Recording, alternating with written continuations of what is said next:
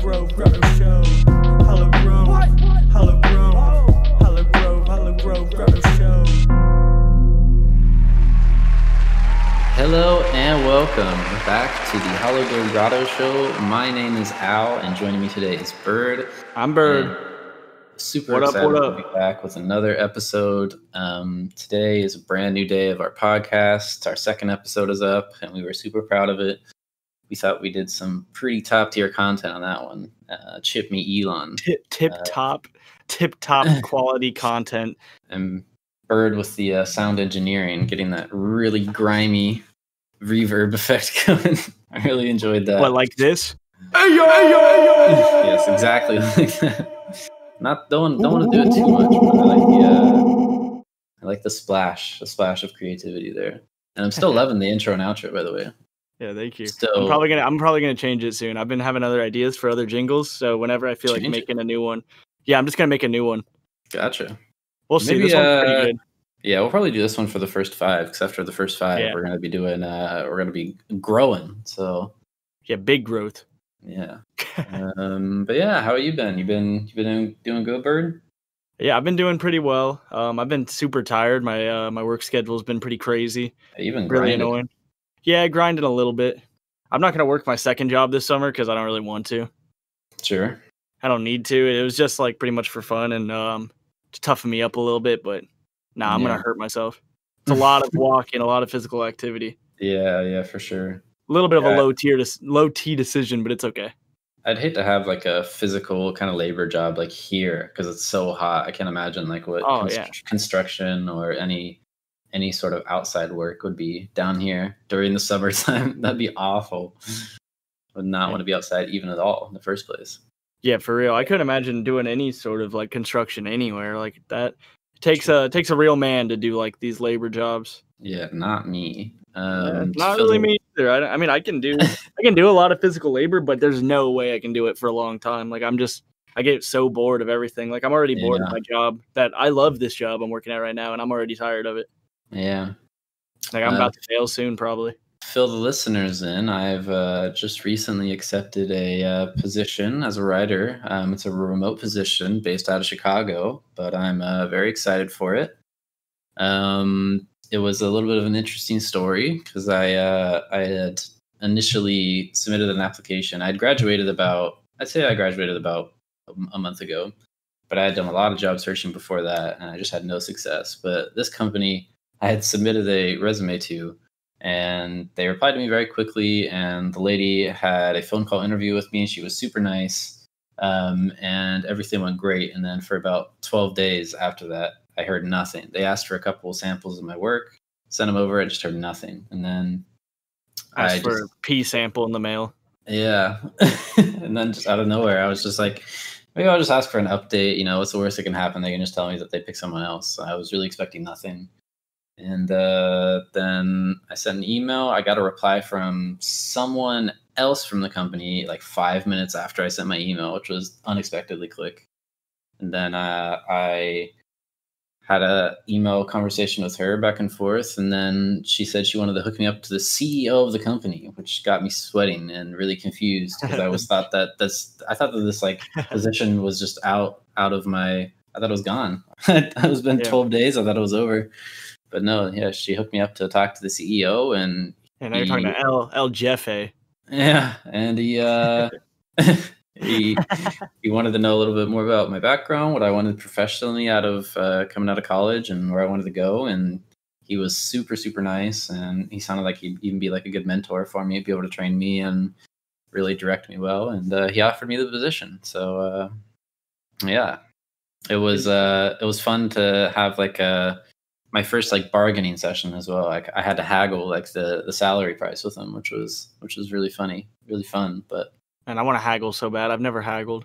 Yeah, last time I haggled was at the Viking Fest. Probably. Oh no! Wait, what did you haggle for? And fill the listeners in of what the Viking Fest was. Okay, so I was initially. This was when I was younger. Yeah, how old were we when we went? When we went, we were probably around 14. Yeah. You think? Probably around 14. I had gone a couple times when I was like between the ages of like 11 to 13. and then invited some friends, including you. But yeah, the Viking Fest. The reason I was going, my dad kind of dragged me there, but our heritage is supposedly well, it is because I've DNA confirmed it now. I did a 23andMe. Sold my DNA to the government, which we can get into later. But yeah, I did the 23andMe, and also we knew from past stories that we were Scandinavian. We thought Norwegian, which may or may not be true. But we had our kind of connection with like Vikings and Scandinavian heritage and stuff like that. So we wanted to go and check it out. And I went a couple times. I really enjoyed it. The Viking Fest is a really goofy place filled with a lot of very white people and nerds and a lot of like really, really beardy, not like too much nerds. There were a lot of like pretty like bulky, like kind of like more like lumberjacky sort of vibe. Yeah, there's nothing. Yeah, like not like the typical stereotypical nerd where they got the glasses with the tape and stuff. These are just like just geeks, you know. They're just really into this thing, which is fine. I'm not judging them. Less of the online nerdy, more of like the Renaissance fair nerdy. Yeah, they're Renaissance fair nerdy, and they're just super into that stuff. Which it seems pretty cool. Imagine blacksmithing, like that sounds pretty cool. Blacksmithing, yeah, I would love to be a blacksmith. It sounds like there are people there that are like acting out, like being blacksmiths and stuff like that. So yeah, I took some friends and I took Bird down there and had a very interesting. What was your opinion of? Do you remember anything? Yeah, I'll tell you the two things I remember, or three things. I remember the mutton. Mutton, yeah. The mutton was really just turkey though, but it was just a big turkey leg, yeah. Classic. That was pretty good. Yeah, it's huge. Probably actually, I wouldn't give it a 10 out of 10, but it was pretty good. Absolutely not. Yeah, I think I got like the they have like a I don't know, like beef stew and like a bread bowl because that's supposed to be like rustic and like old timey. Stew bread bowl. Yeah, very funny. What else do you remember? If anything. Then I remember really wanting to get a foxtail. A foxtail? I don't. Yeah, because a lot of people had foxtails hanging off the belt. Oh, gotcha. Sure. Yeah, that's kind of like a foxtail. Game of Thronesy. Oh shit! I'm getting a phone Bird. Call. You got to take that? No. Oh. I don't know why. Why my father's calling me? Just no. Oh, it's Papa Bird. Oh, this is a nightmare train wreck. Oh, you can take a Bird. I can handle the audience if you need me to. Okay, I'll be right back. Okay, I got you. Don't worry, Bird. So yeah, talking about the Viking Fest. Before Bird goes into what he remembers of the Viking Fest, I remember me really, really like going around and seeing all the stalls and all the like. It's kind of like they would be kind of like camping grounds, like campsite stuff, like tents and stuff. But it was way more old fashioned, what you would think of like a Renaissance fair, but more kind of like Viking style. And everybody was super, super friendly. Like you would go up and just say, hey, and some of them would be in character, some of them wouldn't be. And I would just really be enthralled. And I also like was really into like playing games that were based around like Vikings and like Nordic culture, even listen to like music and stuff like that. So I was really into it back then. And yeah, I just really liked going around. There was like all sorts of like vintage stuff that you could buy, not like vintage, but stuff that was handmade. And like supposed to be around the time period. One of my favorite places, which is kind of like a weird one that you would think about to be there, but it was a soap stall where they sold like handmade soaps, and it smelled like so good. And like they like infused it with like all these like natural like botanicals and herbs and stuff. It was super cool. Now, what is soap made out of? Oh, you're back. Oh, thank you. Yeah, sorry, I've been back for like 30 seconds. I've just been listening. Gotcha. Soap. What are you asking about? Yeah, what is it? Do you know what it's made out of? I think it's made out of fat usually. Ooh. Like animals? Some sort of. No, I think it's maybe not fat, but like lye. Let me look up what lye is. Lye, like LIE. Yeah, lye. There's a song, like classic rock song, where he's like lie, lie. Lye. Yeah, lye is a chemical used for making soap. Lie. Don't remember that one. No, I don't know any more of that song. That just reminded me of that. Yeah, it's a combination of, I don't know, soap, some sort of lye, and some sort of maybe some butter, animal fat sort of thing. I don't know. Okay. But it smelled super good. I was super hyped for that. And then obviously like the really kind of like ghetto version of like jousting. Wasn't super into that. I remember what you're talking about. But they did have like a pretty nice like stage for like old fashioned magic shows. Yeah, so they would do like what you would imagine like a magic performer to do now, but it just had a little bit more of that kind of like medieval feel to it. So yeah, they like did the a lot cards of, were made out of leather instead of paper. Yeah. They're doing card tricks with leather cards. Leather cards. That sounds like a really bad. Imagine shuffling a deck of cards made out of leather. I can't shuffle regular cards. Oh, gotcha. Well, people always just do it for me, so why would I learn? It took me a while to learn, but I did end up learning. I bet I could learn in like an afternoon, but I just literally have never sat down and tried. It's not a necessary skill for sure. So it's not, because every time I go play cards somewhere, people will shuffle for me if I ask them. Yeah, I guess I learned the most from playing like Magic the Gathering as well. Like I would do the full shuffle where you lay them all out. Yeah, like 1, 2. Oh 3, my god, 4, 1, 2, I hated 3, doing 4, that. 1, 2. That took so much time. But yeah, the magic shows or the Viking show, like they would, I don't know, they would like lay on like the nail beds and like they'd put like 1,000 pounds on them or whatever they do. Would you lay on a nail of beds? Would I? No, absolutely not. But I think I would. Possibly. I will if I'm in like India and there's a snake charmer. He's like, hey, bro, check out my bed of nails. It's a very interesting. It's like setting to lay on a bed of nails. Yeah. I think I stole that from Jackass. Oh, gotcha. But it looked horrible on Jackass. Like he was covered in holes and bleeding. That's why I wouldn't do that, because I think they know how to like disperse their body weight. Oh, yeah, they do. I don't. Yeah, for sure, I don't. But yeah, so a lot of that weird kind of like just magic show, kind of medieval, kind of like stage shows and stuff, like juggling, like the fire swords, stuff like that. So there's a lot of fun stuff to do at the Viking show. The fire swords, like they swallow them, right?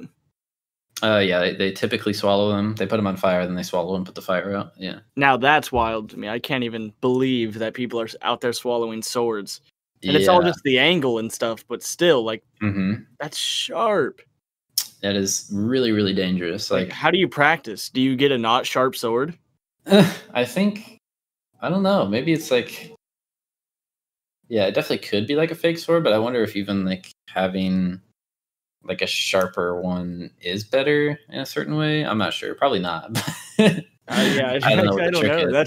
That's wild. Yeah. Swallowing swords.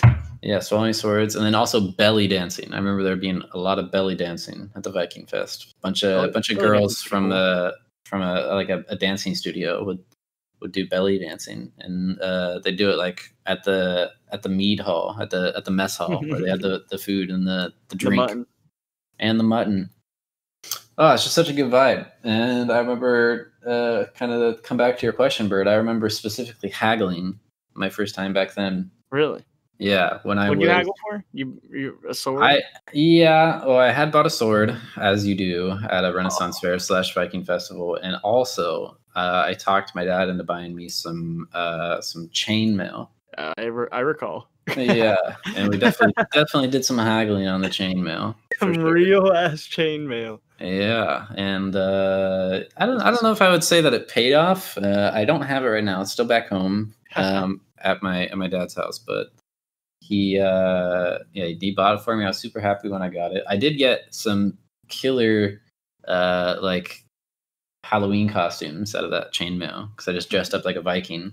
You wore that chainmail to marching band once. Yeah, I wore it. Halloween. Oh my god, I wore it onto the band field and marched and did a whole show in chainmail. Probably the worst decision I've done, besides basically being like having just basically underwear when we did that one year. We just went out onto the band field for Halloween because we were doing. I remember this was the worst Halloween. Right? We were Princess Peach and Princess Daisy. Yep. We were very good at it. We were very compelling. Yeah, we were on the drum line, so everybody wanted to do Mario theme, and there were probably like 7 of us. Yeah. That was easily our idea too. Like we were front runners of that idea. I feel like. Yeah. And yeah, we dressed up pretty skimpily as Disney princesses, and it was around the November time, right? Because that's when Halloween, like end of October, so it was super cold outside, and it was really, really bad time. But we did it. We got through it. So yeah, I gotta figure out where that picture is at of us. I think I have it on my computer. But if enough people tweet at us a few years from now, saying, "Hey, episode 3, you said something about that picture, Halloween picture. Show us." Yeah. If like 3 people tweet at us, we'll tweet it out. It's a good one. Obviously, well, not obviously, I guess, but I was the only ginger on the drum line, and I had blonde hair. Yeah, so we were naturally I was naturally Daisy, and you were naturally Peach. Yeah, good times. From our logo, our Hollow Grove Grobo. It's a Grobo. Yeah, the Grogo. We're blonde and red hair. That's not trying to say. Yeah, they know. Yeah. Caught up on the Grotto. Grogo. Mr. Grogo. It's a Lord of the Rings reference for you. I'm reading The Hobbit right now. Have I mentioned that yet? You are. No, you have not. It's a perfect segue into the medieval era. The Hobbit. I read 30 pages today. Wow. What spurred you to read that? Did you So I've been reading for like 3 years. I've been reading a bunch of different stuff like philosophy and self-help and stuff like that. And then I was like, I'm tired of just getting information. Like I was reading this book about sleeping, and I was just so tired of reading it. It's a tiring book about sleeping. Yeah, it's about sleep. So I got tired of that, and I was like, okay, I'm gonna read something fiction, like get some entertainment, see if I can go to a different world. Because people say like reading takes you to a different world, and it's crazy. So I started reading Dune, the sci-fi classic. Dune. I've heard of Dune. Yeah. Now, Dune, I made it about like 60 pages, and then I was like, I'm going to read this another time. I don't want to read this yet. You got to be in the right headspace for it. It's really good. Like, I like it. I like the writing style and all the just the way they talk to each other and stuff, but it's the vocabulary in the book is so weird. Because it's all made up bullshit. Sure. Yeah, it's like Rick and Morty almost, where they're just saying dumbass words that aren't real, and then you got to flip back and forth to the glossary. And if you don't want to do that, then you're just going to be confused and just trug along, and that's kind of annoying. So I figured The Hobbit would be a little bit more my speed, because sure they make stuff up. Yeah, they still are making stuff up and being weird, but it's like it's a different kind of like fantasy that I dig. And I already saw like the first movie, and I saw some of the Lord of the Rings. Yeah, true. Easier access to it. Yeah, I love The Hobbit. I've read it like 3 times. Really fun. Really? That's awesome. I read it once when I was a teenager. I read it once for a class, and then I think I just read it maybe one other time. Maybe I only read it twice then. But yeah, I've read it a couple times. Yeah, I'm like 80 pages through. What's his name? Bilbo? Yep, Bilbo. Yeah, Bilbo just bagged the ring. Thought you were just gonna say Bilbo bagged somebody. No, he bagged the ring, and he got away from Gollum, and Gollum was crushed. And like I could see him on, he was so upset. That's pretty far in the book, I think. Yeah, it's like a third, not even that. Yeah. It's like an eighth through the book. That's pretty good. Like a fifth. I'll say a fifth. A fifth. That's a good section. I don't want to spoil anything, but I kind of like I don't remember how he meets up with the dwarves, but I know he does, and that's really all I remember in that movie. Like I don't remember it, or like just the story, because I didn't see the second one, and I ended up walking out of the third one. If you recall, we all went together. Yeah. I walked out because I said I had diarrhea, and then I left and went on a date. Yeah. And then dated that girl for 8 months. Oh, there you go. It was worth it then. Maybe. Maybe that was a really good movie. I don't know. Was it a good movie? It was good. Yeah. I think the whole like franchise for The Hobbit, like it's one book obviously, and they stretched it out into 3 movies. Not a bad idea. They should have made 9 out of Lord of the Rings. Honestly, they could have, because they were like 3 hours, 45 minutes each. Yeah. So they were pretty dense. But yeah, I love Lord of the Rings. The Hobbit was like the movies were okay. The third one was obviously the most like hyped up, because it was like it had like the big fight scene between all the different armies and stuff. Yeah. Which I don't even know how it gets to that point. I've been thinking that the whole time I'm reading it. I'm like, how the hell does it get to a battle? Because I remember that movie starting with a battle. And that's all I saw was everybody getting ready to battle. And then I walked out because I had to go meet up with a chick. Yeah, it's not really like not as big of a focus, obviously, in the book, because it's very cinematic for a war to take place between a bunch of different parties. So it's not that makes not a lot like of sense. super. Yeah, it's not super the big part of the book. It's completely different, actually, if I think about it. Yo, have you ever read Harry Potter? Yeah. All of them? I have not read all of them. No, it's definitely something that was always on my like bucket list to finish. Because I love them, but I just never like. It was at that point in my life where I think it happens to most people where they're super into reading when they're a teenager, like early teenager, or actually not even early teenager, like when they go out of elementary school into middle school, they're probably like really into reading, and then it kind of like falls off once you get into high school. And it was like right around that stage where I was reading them, and then I became like a high schooler and just stopped reading them. And I got to, I think, maybe the 5th or 6th book. So I got like 2/3 of the way through. That's a lot, yeah. Wait, I think 5th or 6th is 2/3. How many books are there? 9? 9, I think. Yeah. What? I think so. There's not 9 movies, is there? How many Harry Potter books? I don't know. I haven't seen all the movies. I haven't. There's 7. The books. There's 9 movies then. Yeah, because the last movie had 2. I look at the lineup of books here. That'll probably spark my memory. So Harry Potter seems pretty fun, though. It seems like a fun adventure. Yeah, I read up to the. I read all the way through the Order of Phoenix, so I think that's 5 out of 7. The last movie I saw of Harry Potter was probably. I remember starting and watching some of Prisoner of Azkaban when that one came out. Prisoner of Azkaban is my favorite Harry Potter book without having seen read all of them. Yeah, it's the no, it's the 3rd one. 3rd one, yeah. Okay, so there's Sorcerer's Stone. Yep. Chamber of Secrets. Correct. And then Prisoner of Azkaban. Correct. And then 4th, I'm gonna say Deathly Hallows. No, that's the last one. Ooh, 4th is like the kind of one you might forget about. It's the Goblet of Fire. It's when they do all the Goblet of Fire. They do all those like trials. I didn't see it. Yeah. Just realizing that as I say it. What was after Goblet of Fire? Because that sounds like it would be the Order of the Phoenix. There's a lot of fire in this show. You probably can't guess number 6. Number 6 is going to be, after Order of the Phoenix, before one left. Deathly Hallows, it's going to be... What fantasy name can you come up with off the top of your head, basically? For a wizarding world.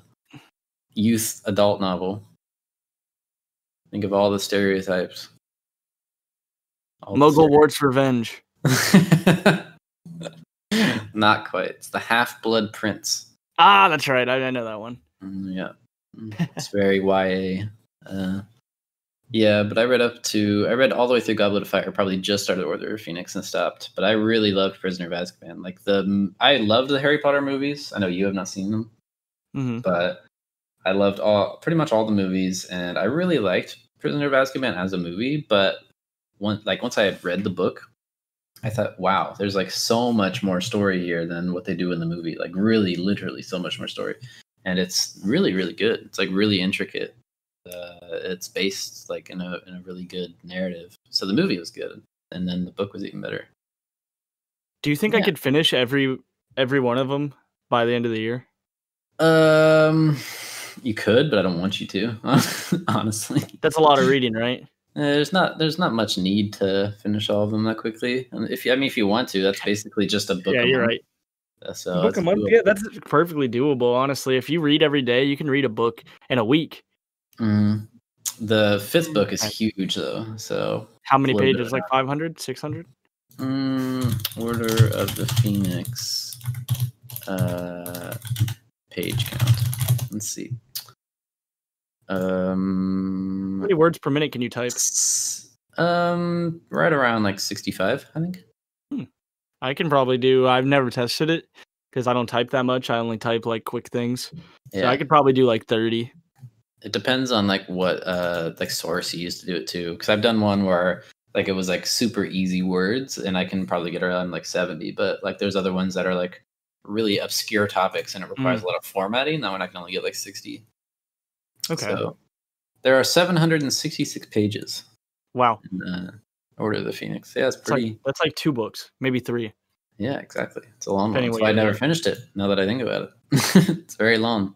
It's a big book to be carrying around. Yeah. I mean, yeah, I'd recommend reading them. They are really good, but they are very, they're very Harry Potter. They're very young adult. But a lot of people like that. I like young adult stuff. So yeah, me too, honestly, because I'm still a kid at heart. Yeah, and especially The Hobbit was made, as far as I know, for specifically young adults, because The Lord of the Rings was so dense, as you can imagine, like the world that was built and the names and the families and the elves and like all that sort of stuff and the different languages. The Hobbit was written 75 years ago. Yeah, 75 years. Is it the anniversary? Yeah, well, I mean, my book is the 75th anniversary edition. That's why I said that. Gotcha. Sure. I don't know if it was exactly 75 or not. Yeah, but The Hobbit was specifically tailored towards being more like a kid's book. Now, which was written first, do you know, on The Hobbit or The Lord of the Rings? As far as I know the order. Yeah, The Hobbit. Yeah, the order of The Hobbit's first. But like reading it doesn't seem like this would be the first thing that he would write about this. Yeah. But it's like the Silmarillion, right? Yeah, the Silmarillion. Yeah. I don't know. I don't know what it's called. Samwise Mill-a-billion. Yeah. I was forced to read that for a sci-fi fantasy course. Not all of it. He did let us kind of selectively read what we kind of wanted to, or he had specific stories out of it that he wanted us to do. It's really, really dense. Honestly, is hard. It's very hard read. Yeah, it's like Old English. So I'm pretty sure that he wrote all of the like stuff for Silmarillion-esque stuff, I think, first, but I don't think that he published it first. Okay. I could be completely off base here. I don't actually know, but from my limited knowledge, I just feel like I think he like compiled all of that like world building stuff already, and he knew what he was going to talk about, and then started with The Hobbit. But yeah, I don't want to undermine what J.R.R. Tolkien. I don't want to undermine what he's accomplished. But to be honest, I feel like we could do the same thing. I couldn't. You don't think so, dude? You're a writer. I am a writer, and I still. You don't think you could invent like a whole entire world of lore? It's not only that it's like a whole entire world of lore, but it's just very well written, and it's very like the hardest part about once you've written so much world building is being able to make sure that you stay on base, which requires you got to be consistent. Extremely like passionate vision for what you're writing about. Yeah, I just don't have that yet. Maybe that'll happen when I'm in my like late 30s or 40s or something. I'll get like a midlife crisis of fiction writing, but right now I just couldn't imagine having that much just like passion around like a world that you see in your head and then want to get it onto the page. Because basically you don't have to go back and re-reference like what you've already written. If you already have the vision in your mind and then you don't have to go back like for every single thing that you write after that. You don't have to go back and like cross-reference. Yeah, you already just know. And yeah. So not for me. Maybe one day. It's kind of definitely a dream, but what about a TV show?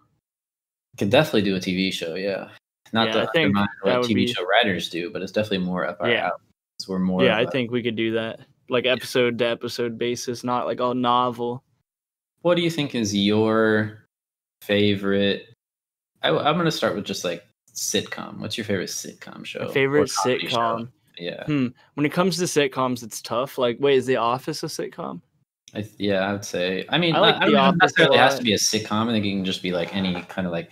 So you just want show, just like live action show, with a cast of characters that. Sure about live action. Yeah, exactly, and a comedy, basically. So I'll give you a handful because I don't really rank them like number one anymore because I don't really watch a lot of TV anymore. But I'm just talking about. I have watched a lot. Yeah. So I really like It's Always Sunny in Philadelphia. Yep, absolutely. That show is pretty brilliant. Yeah, it's definitely our style as well. That's what we're kind of like our humor is, and really, I would say it's the most accessible, maybe for like our generation too. Yeah, because we love just absurd comedy. Yeah, absurdism and just like the Irony. absolute raunchiness of it too. So yeah, oh yeah, I love the raunchiness. That's yeah, something. that's good. Have you seen that new show, Solar Opposites? I have seen advertisements for it, but no, I have not seen it. That's what's his name from Rick and Morty, right? Justin Roiland. Justin Roiland. Sorry, Roiland. I mix them up. I mix my Justins up. Royalberg. Yeah, Royalberg. That's a guy I know. Oh. Oh. Yeah, I shouldn't have name dropped him like that. Doxed him. Yeah, doxed him. Doxed Justin Roiland. We can edit it out and put just redacted over it. Maybe I'll edit it out. No, you don't. Let's see if I remember. Yeah. Sorry, Justin. Solar Opposites. I thought that it looked interesting. I just don't want it to. I don't want to have it in my mind compete with Rick and Morty. So that's what. So I watched all of it. Oh, you did? Okay, great. And it gives me the feeling that Rick and Morty once gave me. Yep. But also, I haven't watched the new Rick and Morty yet. Yeah, I had. And I watched a couple of episodes, and it felt like Rick and Morty used to feel too. I think it's just because it's just a feeling of new Rick and Morty. Yeah, there's something about it. It's like no other show I've ever seen in my life. Yeah, where it can make you feel the sense of awe and like you're a kid again because it's so fucking weird. Yep. Yeah, and Solar Opposites definitely has that. It's absolutely just weird. That was a completely different universe, right? It's still on Earth, but they like don't. It's different than Rick and Morty's universe. Yeah, Rick and Morty aren't there. They might. It might be the same universe. I'm not sure because it doesn't really address that. Because they could be the same Earth because I don't think they're in the same state. Gotcha. I was just wondering if they were like completely different shows or if they were based off each other or just they're both standalone, and there's like a mini show inside the show that is really good. Mini show. Yeah, I don't want to say too much about that because I don't want to spoil it, but it's like super good. And all the jokes are solid. It's very Rick and Morty-esque, very Roiland-y. Yeah. I'm gonna have to check it out then. Since, I absolutely recommend it. It's on Hulu. Hulu. Don't have Hulu, but I can easily make an account and get a free month. Yeah, I'm thinking about buying it, but also I don't really need to. Like I'm about to just start really cutting back on costs and like my monthly expenses, and probably gonna start minimalizing a little bit. Yeah, I don't have any subscription services right now, but at the same time, I'm just hijacking off of my dad still. Like I'm still on his Netflix, not jacking off to my dad's Netflix. I mean, hijacking off.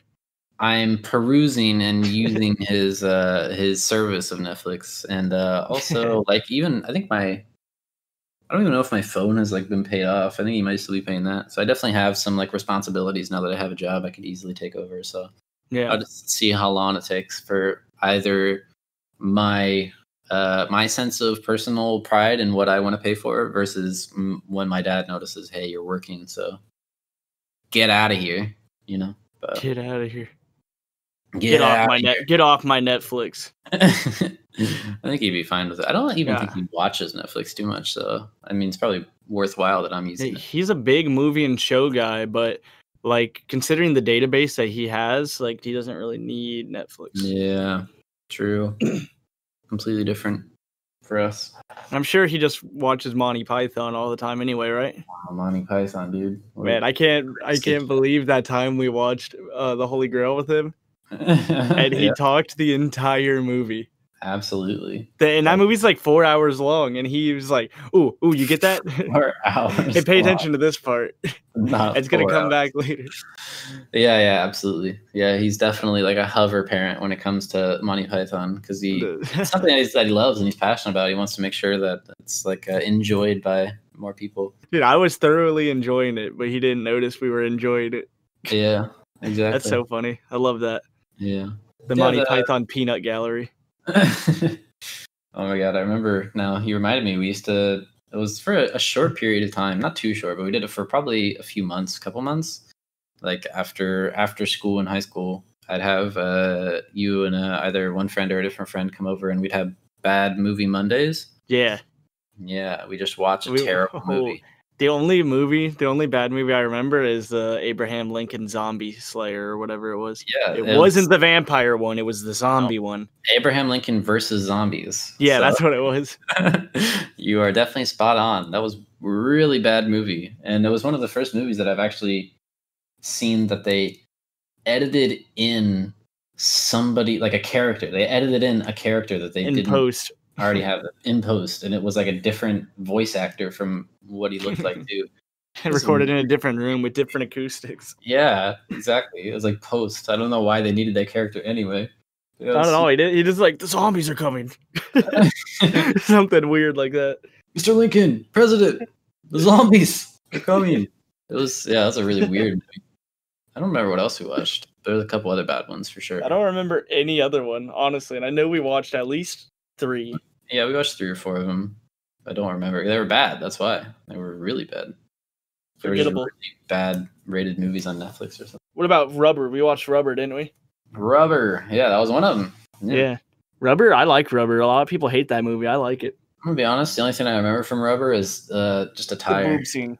No. Yeah, there's a scene with boobs in that movie. Just the one I remember. Yeah, I'm surprised I don't remember that. The tire rolling is really what I remember, which is the whole. Yeah, it's coming back to me now. There's like a bunch of stupid stuff with there's like a production company trying to like make a movie.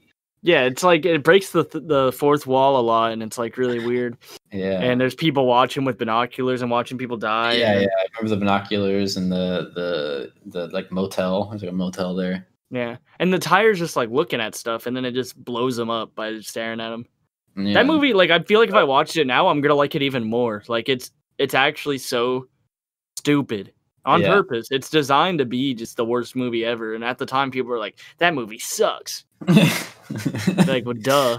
Same with like Sharknado. I've never saw Sharknado, but that one seems like it's trying a little too hard to be preposterous. Yeah, and some of them, like, there's movies that are bad, and there's movies that are like good because they are so bad. Yeah, which is definitely the ones we were going for. They're good because they're so bad. Yeah, I gotta watch The Room. I haven't watched The Room yet. The Room, yeah, I want to watch that too. I always see like little clips or something from it and like pop culture references, but I've never seen it. Yeah, I've never seen it, and I'm sure I would really like it. You're tearing me apart, Lisa.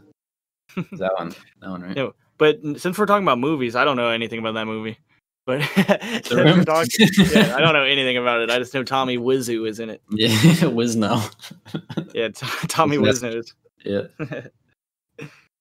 Yeah. Since we're talking about movies, though, the other day at my job, this guy comes up to me and he's got two movies behind his back, and he's like, "Hey, Bird, I got some movies for you to borrow."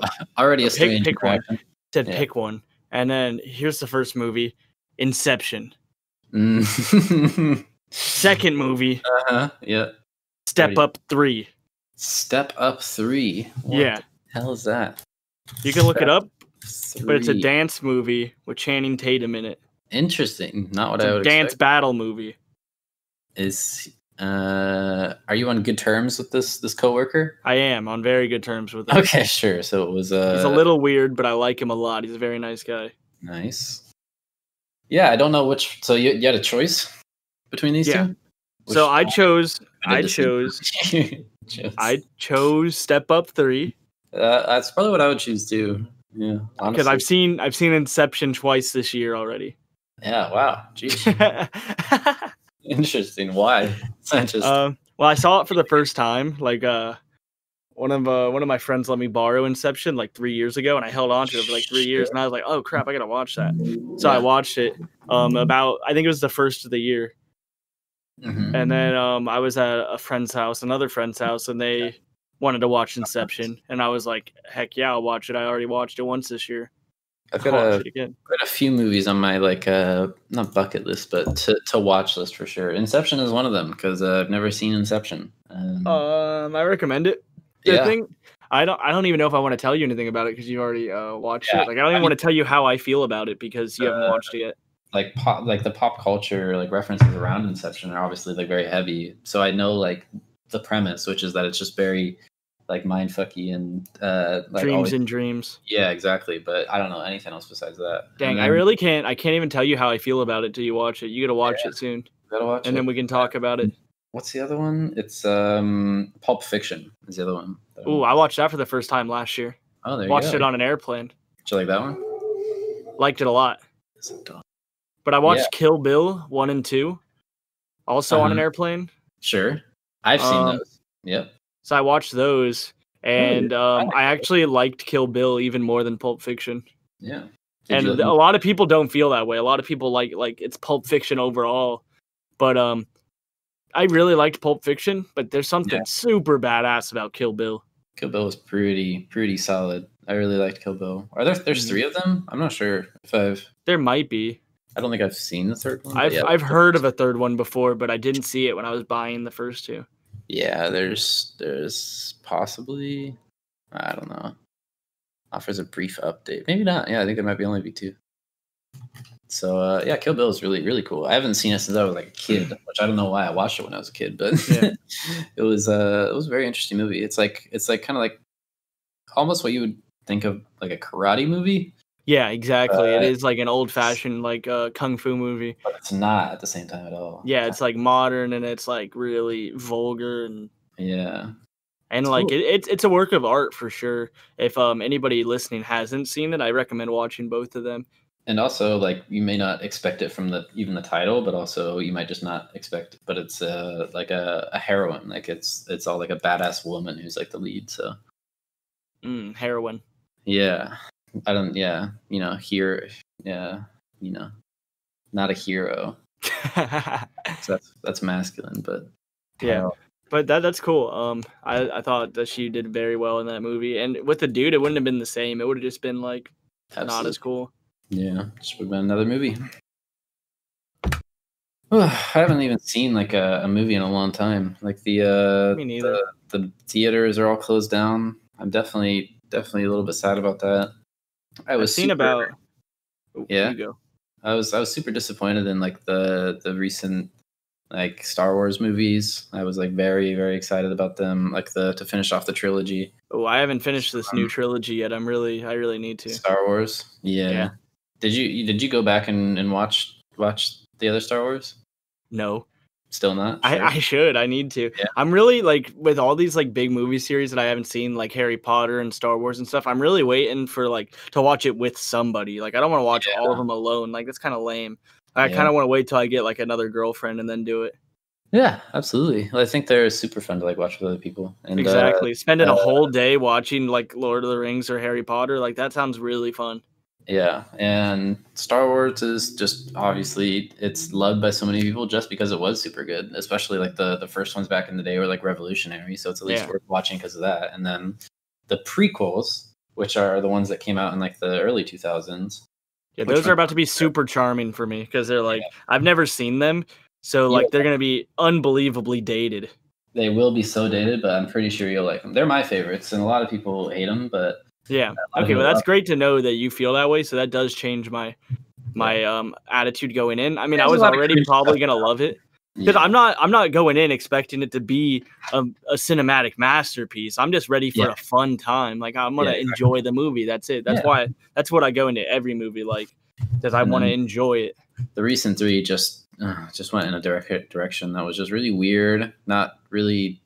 That something I was expecting, but not in a good way. They just didn't really like close out the trilogy with enough like closure, and it just took a weird angle. I mean, they were good. I did like the cinematography. I liked the kind of like the scale of them, and they felt everything like what a Star Wars movie should feel like, but it just lacked good storytelling, just good writing. So I feel that like you gotta feel like super attached to the characters, and I haven't felt that with like these new characters. Like I think Rey's kind of cool, but she's not that cool. She needs to be cooler. Like, and she's also like not even a Jedi. Like she's not related to anybody or anything. Like she's just a random person, right?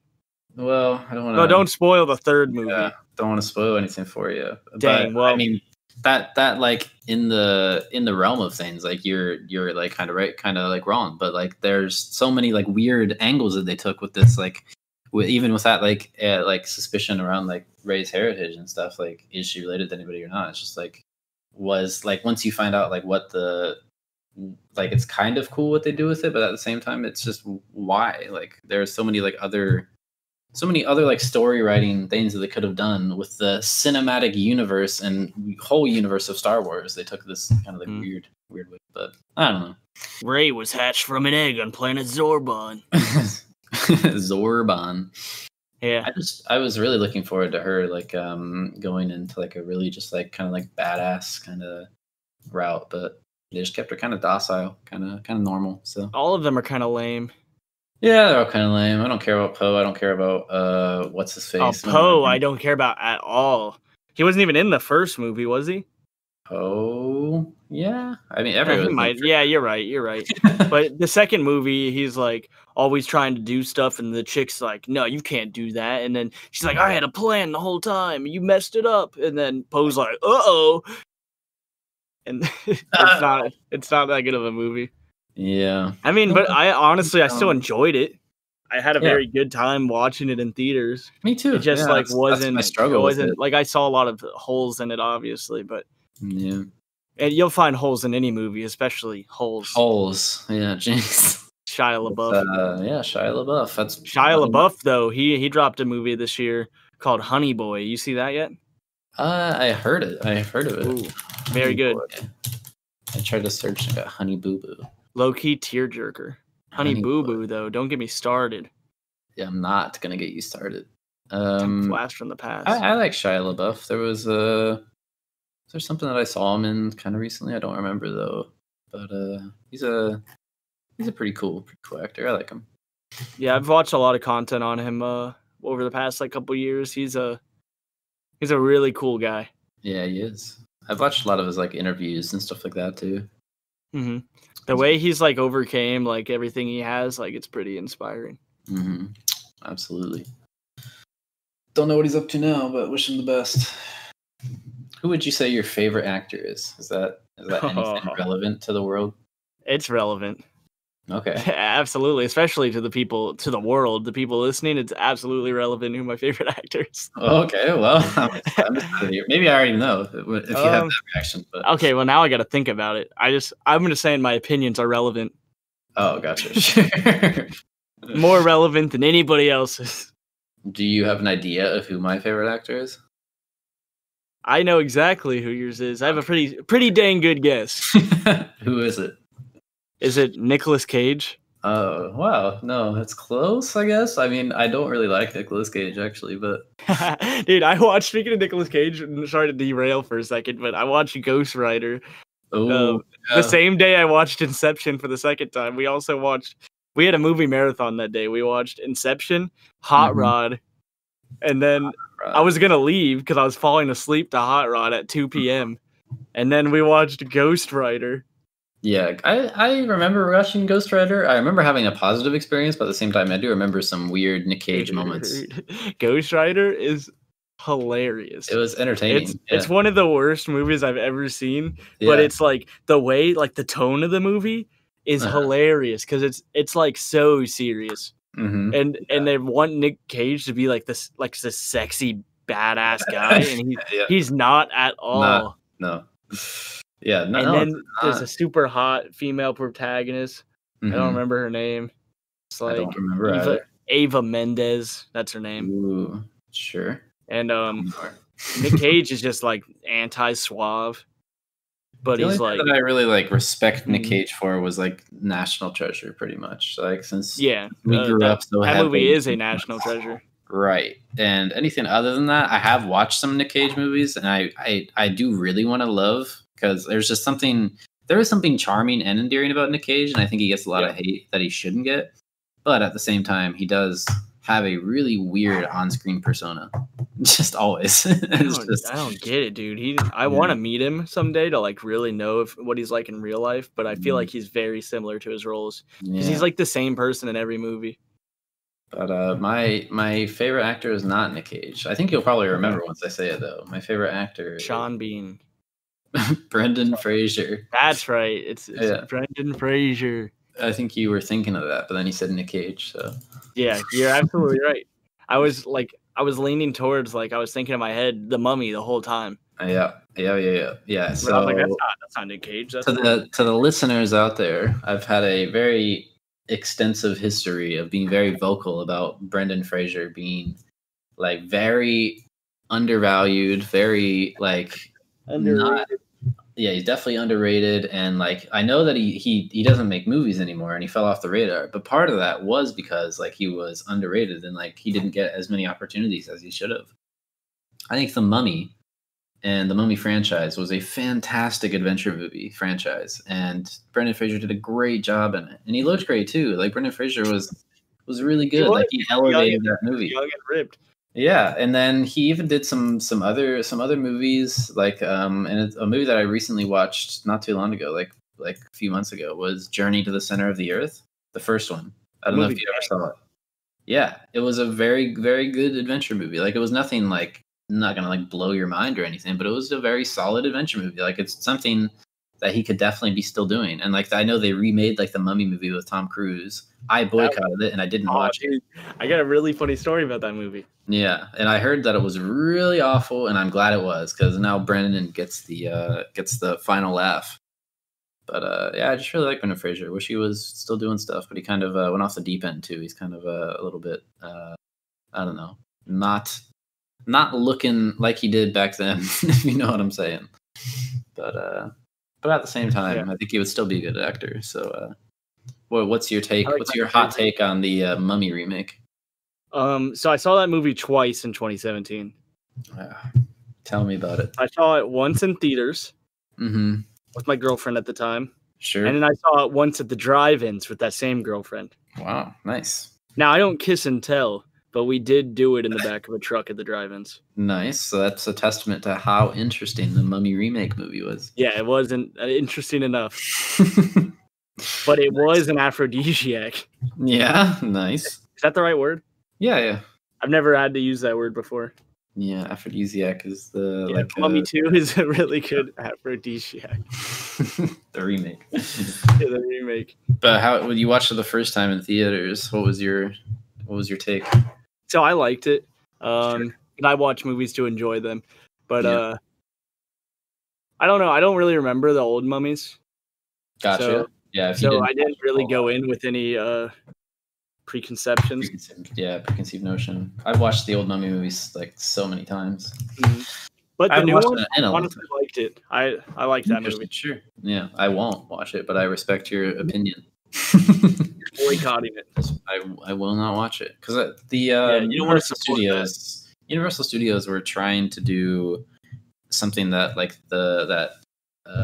Marvel was doing. They were trying to make a cinematic universe of monster movies. I don't know if they're still trying to do it or not. It was kind of in the talks, and they were trying to reboot a lot of old monster movies, and they were going to have all individual standalone movies, remakes, and then they were going to bring all these monsters together for an Avengers sort of. So we got what did they get? They got the Mummy. They got Godzilla. I don't think Godzilla was it was more of Jurassic Park. It was more of the old actual monsters, the Creature from the Black Lagoon. Yeah, that one, that sort of vibe. I don't remember Dracula maybe might have been one. Oh, dude, I'd love a new Dracula movie as long as it's still really corny. I don't want it to be scary and it's a Twilight kind of. It's too scary. Yeah. Twilight's too scary. Too scary. Yeah, it's too scary for me. Never watched Twilight. They were trying. It wasn't that scary, honestly. Gotcha. Yeah, I never bought into it. I never read the book, and I just never watched it, so I never understood. I started to read the first one, honestly, in 6th grade. I started to. Were you team Jacob or team Liam? What the fuck are their names? Edward and Jacob. See, it's tough because Jacob was a pretty good-looking dude, no homo. Jacob was a pretty good-looking dude, but Edward earned the chick fair and square. I know exactly what they look like. Yeah. I like Robert Pattinson. I got to watch The Lighthouse. I think he's in that. And I heard really good things about that, except there's a lot of beating off in it. I'm not a fan of beating off in my movies. Really, it's weird to me. Sounds a little over the edge, yeah. I would say I'm team Edward because he had her fair and square, and Jacob's just coming in being a douchebag trying to steal his girl. And I don't really stand for that. I don't stand for girls stealing. Yeah, I was like part of the Hunger Games craze. I like the Hunger Games instead of the Twilight craze. So I was definitely team PETA in the Hunger Games. Team PETA, Team Gale. Yeah, Gale. Just who? I think I'm team. I like PETA because, like, at least in the movies, maybe in the books, it presents it a little differently. But in the movies, Gale's like hardly even. I mean, PETA's barely in it too, but he's in the Hunger Games, like in the arena and stuff. Gale's like he's there a couple of times, and they seem to have a pretty good connection. But then PETA does like give a lot for Katniss. Yeah. Throughout his whole life, it seemed like he threw her the bread and stuff, and seemed like he was into her for a while, had a crush on her, a little bit of a soy boy. It's fine. Soy boy. Yeah, but he did pretty fine out in the arena, and and she kind of like just went with it for the show and like to get the survival and everything. Yeah. I wonder how this podcast is going to be like taken by listeners. Just like having so many movie references, like we've talked like 15 movies, and there's probably like a handful of people who probably knows like each movie that we're talking about. Well, then you just tune out in the movies that you don't understand. Yeah, it's background noise for when they're like cleaning their dishes, right? Yeah, that's what people do with podcasts. Exactly. I listened to podcasts when I was like when I was doing a bunch of driving back and forth. I had a long distance relationship. Yeah, so I was driving like 3-4 hours at a time, one way. A couple, like 4 episodes of podcasts then? I'd get like 3 in because I'd listen to music like for the first little bit, and then I would switch to podcasts. Yeah, that's awesome. I'm about to start doing a lot of driving here soon. Yeah, I'm about to hit the country. I think cruising. I got really big plans that I think I'm like adventure's calling my name, and I just gotta like answer that call. Yeah. Where are you thinking of going? Just going wherever, or just places you haven't been before? I think I'm gonna move to Oregon, Montana. That's what I was. Montana would be nice. Michigan would be nice. North Carolina. Yeah. Maybe Colorado. It's a little hot right now, I think. I don't know. I don't know any of the temperatures of these places. Colorado? No, I don't think Colorado is too bad. I mean, it depends. There's mountains, so yeah. Yeah, I'll have to check it all out, but I want to do this thing called woofing. So it's called Worldwide Organizations of Organic Farms, something like that. Okay, and I thought it was wolfing, like WOLF. No, it's woofing. Okay, woofing. So basically, it connects like organic farms with organic like workers, like farmers, people who want to work. And it costs about $40 a year to use this program, and then you can go and live on any of these farms that are a part of this organization, because you have to like sign up and pass through a process, I guess. And you can go live on these farms anywhere, meet up with these people. You can talk to them before you go. Obviously, they got reviews and stuff, but you can go live on these farms for as long as they want you to, or as long as you want to as well. Like if it's like you don't want to stay for 3 months, you could stay for 10 days if you wanted to, but you can go and stay, and they give you a place to stay and food for free as long as you work 20 to 25 hours a week on the farm. So you are becoming a farmer. Sure. Basically, it's like an indentured servitude almost. But repackaged. It's mandatory. Not mandatory. It's voluntary. I mean. Yeah, exactly. It's voluntary. It's no pay, but I do get a place to stay and food, which is a lot of monthly spending right there. And also some like not like soul searching, but you really get to like connect with like nature and get a. I imagine like if I was gonna do something like that, not gonna tell you like what you should do, but like I would probably just go like all out, just like no technology, like just completely. Just that's a consideration. It's just like tough because obviously I want to do this podcast. Obviously I work on music, like I need my guitar and stuff. I can just go acoustic, but acoustic kind of sucks. You know that. That's why I said like if I were to do something, that's what I would do. But I don't recommend it for you because you do a lot of. There's a lot of value in the artistic like stuff that you do, like creating music and. Yeah, and I got to get it out somehow. Even though like right now I have literally like 3 people who listen to my stuff. It's because I haven't actually tried to get it out there. Like if I actually tried, like every single person I've played my music for has said, "Hey, this is really cool." Like, how do I hear more of this? Like, everybody is always encouraging about it. And it might be just because I don't want to hurt my feelings, but I find that hard to believe that every single person isn't being honest with me and they're lying to not hurt my feelings. So I would say my stuff's pretty decent. And all I have to do is really, like, if 1 million people heard it, then I would get a decent handful of fans. And that's just how that shit works. And I just actually have to try to get it out there. And I've been saying the same exact thing that I'm telling you right now. I've been saying it for years, like 3 years now. I keep saying the same thing. If I just actually try to get it out there, people will hear it. And I'm just like, for whatever reason, I just haven't done it. Yeah, it's a big motivation thing. It's a big commitment thing. So yeah, because it takes a lot to like want to, like, you got to let it consume you. Like, you got to become this almost character. And I want to avoid that through like this podcast and through music. I don't want to be a character. I don't want to be like what I'm not. Like, I want it to be very true. Like, I want to be true to myself. You're trying to be yourself, yeah. Yeah, and I think a lot of people are going to resonate with that, and they're going to understand like our tone and stuff. Like, it's obviously all jokes and fun and good vibes here. Absolutely. Yeah, I totally get what you say. I think it would be very interesting. Maybe if you did want to do some sort of like retreat like that for, I don't know, like a month or something, then we could obviously record in advance, even if you wanted to. So I want to do it. Yeah. But if I was doing the no technology retreat, I would definitely, we would get a bunch of podcasts lined up. Yeah. But I'm thinking I want to podcast the whole time I'm out. Like, I want to do it for like, I'm thinking a year or two, maybe even more if I truly love it. Okay. I'm just going to keep going until I either I run out of money and have to like settle somewhere. Which isn't really that big of a possibility because, like, with only working 20 to 25 hours a week, I can get like a part-time job serving or something. Yeah. Or even working like at a store or whatever. You may not like that either too. So. Oh yeah. But I don't know. I can't imagine, like, even if I don't like it, like, I'm still like waking up and working.